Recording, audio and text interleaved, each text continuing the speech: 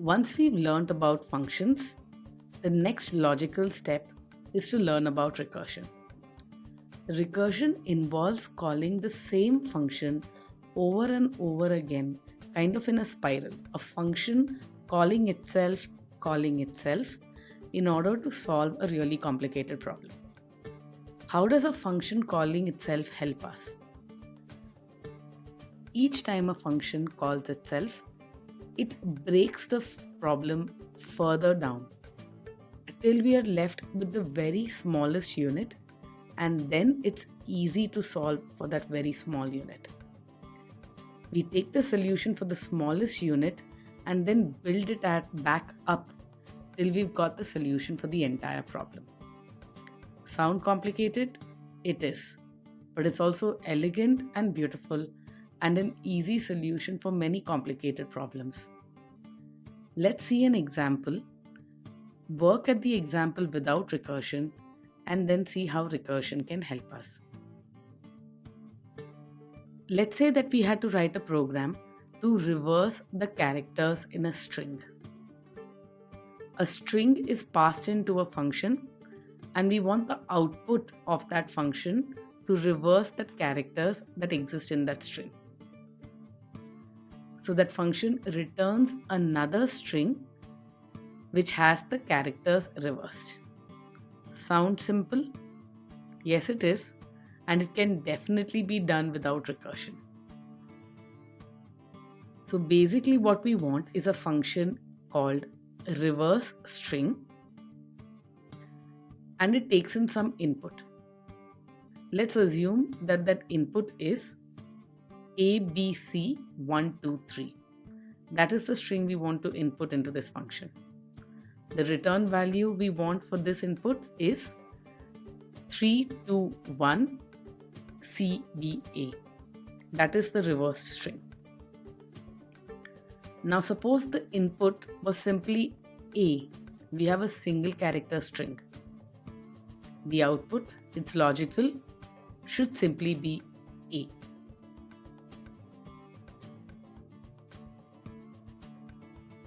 Let's see the steps involved in solving this problem.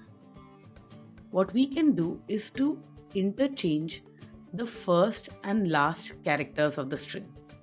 So we do a simple swap where after the swap, the first character becomes the last character and the last character becomes the first. And then we interchange the second and the second last characters of the string. So we kind of moved inwards, and the second character becomes the second last, and the second last becomes the second. We keep going like this till we reach the middle of the string. So we've kind of started at the edges, and then we are moving towards the center. Imagine both your hands moving from the edge towards the center of the string.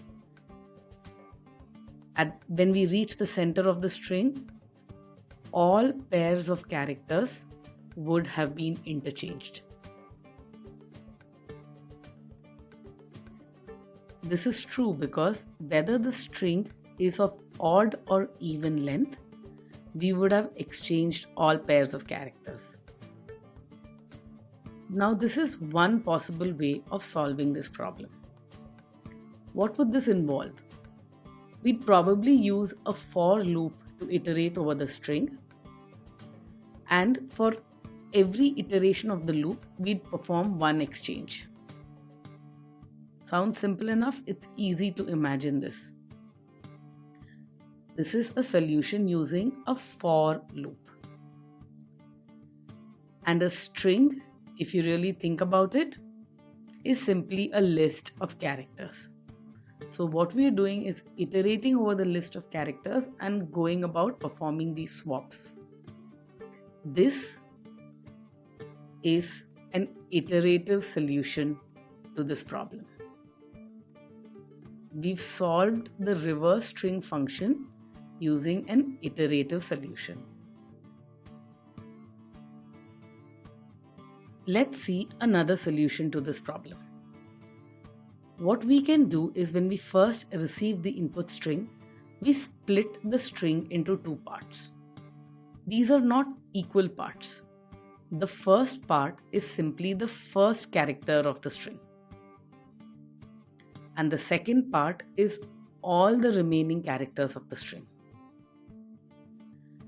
And then, so that's the first thing we do in this function. We split it into two parts, with the first part containing only the first characters and the rest of it containing all the other characters except the first. Then we reverse the second part of the string. Once the second part of the string is reversed, we simply take the first part and append it to the end of the reversed part. It's kind of complicated. So we have the first part, reverse the second part of the string. We have a fully reversed string except the very first character, which we append to the end of the reversed second part. And then we return the result.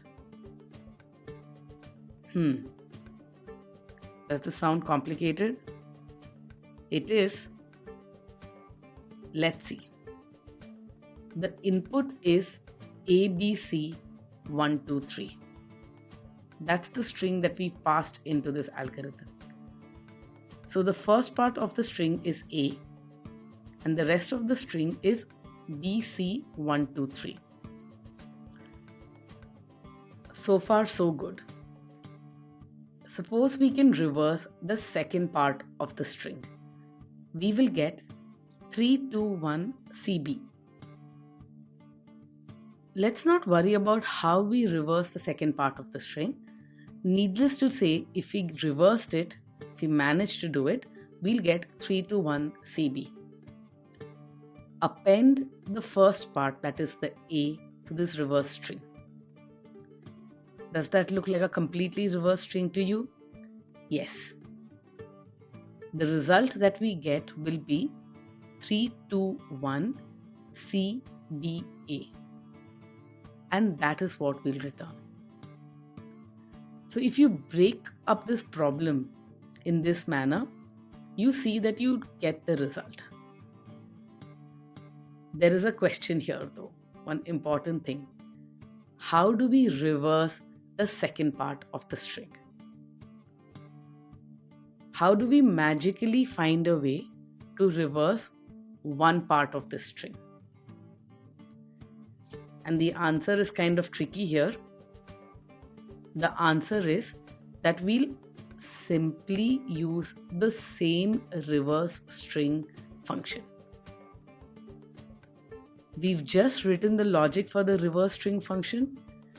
We'll continue to use this to reverse the string. How does that even work, and how to prevent this from going on forever? You can simply keep calling reverse string over and over again. How do you end? And the way to end is to add a condition to the very beginning that if the string has just one or fewer characters, the reversed string is the string itself. So think about it. At one point, as you keep breaking the string and into pieces and reversing the rest of the string, the rest of the string will probably just contain one character at some point. At that point, the reversed string is just that single character itself. So you'll just add at the very beginning of this series of steps that if the string is of length 1 or 0, don't go ahead with the rest of the actions of splitting the string. The return value is the string itself. A string of length 1, for example, if the input were A, the return value would also be A. So you know the solution for an input length of 1. And then you know how to append these strings together to get the final solution. This is the recursive solution to this problem. Still confused? Yes, it takes a little while to wrap one's head around recursion. So the best thing to do right now is to take a look at how the solution works diagrammatically on each iteration when the function is called again. So each time the function is called, let's see what the inputs and the outputs are, and you'll be able to understand it better. We'll work with a simple example where the string passed in is simply ABC and the return value that we expect is CBA. This box represents one call to the reverse string function. We pass in ABC as our very first input, and that's what reverse string sees. The first call to the function, the input argument, is ABC and it's passed to reverse string. So what does it do now? It takes ABC and splits it into two parts. The first part is simply A, and then the rest is the rest of the string, which in our case is BC. And then we call reverse string on BC. So we hold A and we pass in BC as an input to our second call to reverse string. So we are calling reverse string again now, but the input to that is just BC. What do we do now? We split the string. The first part just contains B and the rest of the string C is passed to reverse string again. So the third time we call reverse string, the input argument is just C. This is when the base case kicks in. We know that when the length of the string is just 1, we return the string itself. So when C is passed in, C is the return value to the second call of reverse string. So now at this point we are back in the second call and that has received C. What do we do here? We take the string, which is C in this case, and append B to it. We add B to the very end and return it, which means what gets returned to the very first call is CB. What do we do in our very first call to reverse string? Once more, we take the result, the return value that we've gotten, and append the part we are holding, that is A, to it. We add it to the end and we get CBA. Notice this is the completely reversed string that we were expecting. It's almost magical how recursion works.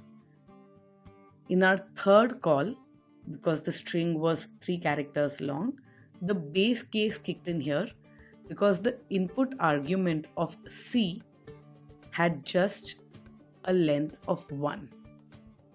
A string which is just 1 character long, the reversed part of it is just the character itself.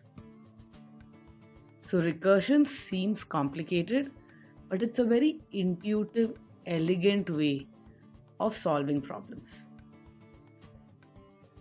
Once you start thinking recursively, very complex problems can have simple 3-4 line solutions. Takes some getting used to though. Let's quickly summarize what we just learned. We've seen that iterative solutions generally involve for loops and performing a whole bunch of actions in these for loops. Recursive solutions involves having a function which calls itself over and over again with smaller and smaller inputs. Functions call themselves. When a program is written using recursion, it takes in an input, breaks in the input into smaller pieces, So splits that input in some way and then calls itself on a smaller input. So it takes in an input, splits it, and then calls itself on the smaller parts. And once it gets the return value from the smaller part, it combines the output. Now there will be a point where the input is so small that the solution to it is trivial. It doesn't need to be broken down any further. If the inputs to the function are too simple to split further, that is when recursion stops. The recursive function will not call itself, but instead return a simple output. This special case, when the input is so simple that it can't be broken down further and has a simple return value, is called the base case of the recursion. It has a special name. It's called the base case of the recursion. In the example that we just saw, we had a base case which involved returning the string itself.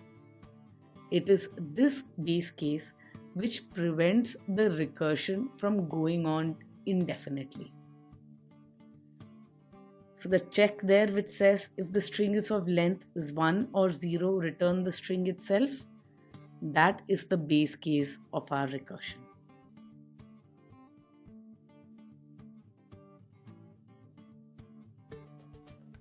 I'll repeat what I said early on in this class. Recursion is a pretty powerful idea. There are a whole family of problems which can seem really difficult to solve iteratively. The computation involved in solving them iteratively can be huge. But they are really intuitive and simple when you manage to think about them recursively and write a recursive solution. In my head, I think of recursion a little bit like mathematical induction in math. You figure out the very base case, the unit solution which is easy, and the larger solution builds itself.